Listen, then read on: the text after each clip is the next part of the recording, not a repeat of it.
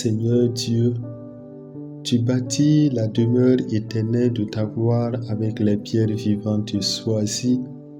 Répands sur ton Église l'abondance de ta grâce que tu lui as donnée. Que le peuple de tes fidèles ne cesse de grandir pour que s'édifie la Jérusalem céleste. Chers amis, en ce 32e dimanche du temps ordinaire de l'année, le corps de Christ est heureux de célébrer la dédicace de la basilique du Latran. La basilique du Latran est la cathédrale du pape en tant qu'il est évêque de Rome. Elle a été érigée par l'empereur Constantin vers 320. Aujourd'hui, le pape concélèbre au Latran la messe du soir du jeudi saint, au cours de laquelle il renouvelle le geste du Christ, lavant les pieds de ses disciples. Les textes de cette rencontre liturgique abordent la question de l'engagement du croyant chrétien et l'Église dans notre monde. Le Christ est le témoin par excellence de l'action de Dieu dans l'histoire humaine. La foi authentique demeure toujours une réponse à la parole de Dieu. Elle se transmet à l'intérieur d'un contexte social donné. Le Christ se soumet à cette loi sociale pour la mission du Père. Ainsi, il choisit des apôtres, il forme des disciples, il fonde son Église, il protège son troupeau et établit son royaume.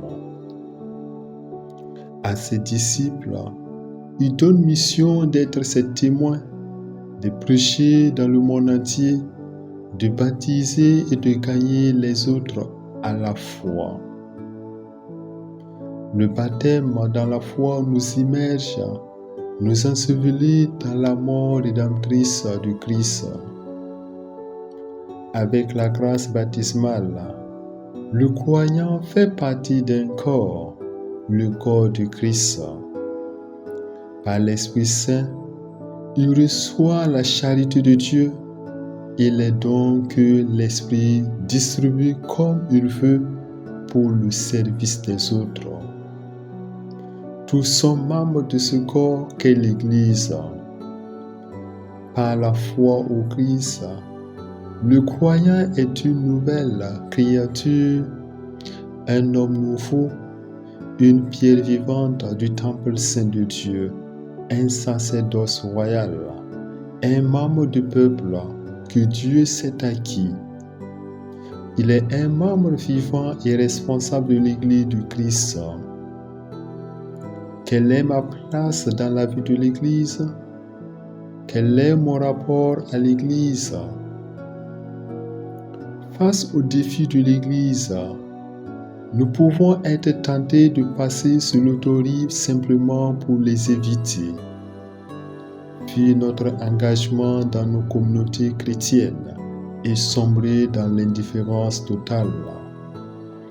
Être en marge de l'Église comporte de graves dangers.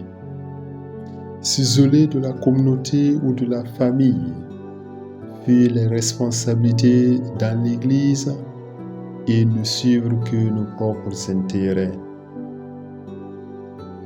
Face à nos défis, le Rédempteur ne nous appelle pas à abandonner la barque, ni à rester dans notre zone de confort. Il apaise les vents et nous interroge. Pourquoi êtes-vous si craintifs? N'avez-vous pas encore la foi? Le manque de foi en Dieu peut nous conduire au désespoir et nous maintenir à la surface sans profondeur, sans horizon, sans espérance. D'où l'appel à raviver le don qui est en nous, le don de la vie communautaire ou familiale, de la prière, du renouvellement constant de la vocation dans l'Église et le don de l'espérance. Nous ne devons pas permettre que les défis actuels fassent couler la barque de notre vie, soit parce que nous n'avons pas invoqué le Rédempteur, soit parce que ceux qui sont à bord ne croient plus que cette barque nous conduit vers un rivage sûr, le royaume de Dieu. Marchons donc sans crainte, les yeux fixés sur le Christ, notre espérance. Ainsi, nous atteindrons l'autolive où nous retrouverons les multitudes fatiguées et abattues comme des brebis sans berger.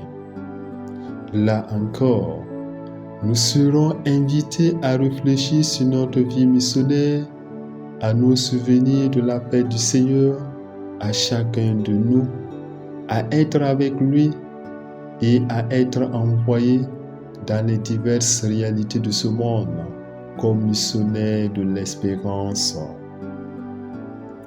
Père éternel, tu as voulu que ton Église de la terre préfigure pour nous la Jérusalem d'en haut. Nous t'en prions. Fais de nous le temple de ta grâce et accorde-nous d'entrer un jour dans la demeure de ta gloire. Amen.